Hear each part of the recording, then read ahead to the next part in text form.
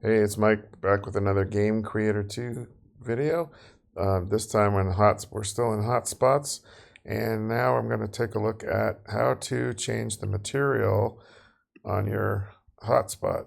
So there's a material action you can do, and the target can be a bunch of things here like reflections, material value of a public or private field of a component, a material value of a property of a component, but the easiest thing to do, and you can do a graphic in the UI as well, but the renderer material is what we want here.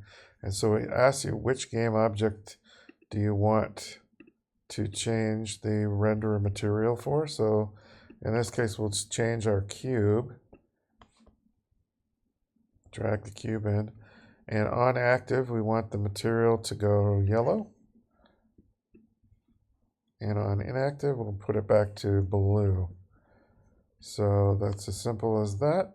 So when we hit play, it should change color when the character approaches the cube.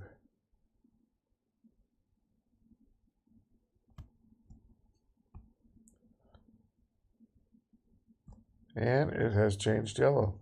So that is it for this video. So it's as easy as that. You can change the material. Quite easy to set up. No special tricks or anything like that. So that's it for this video. Like, subscribe, comment down below, and we'll see you next time for another hotspot related video.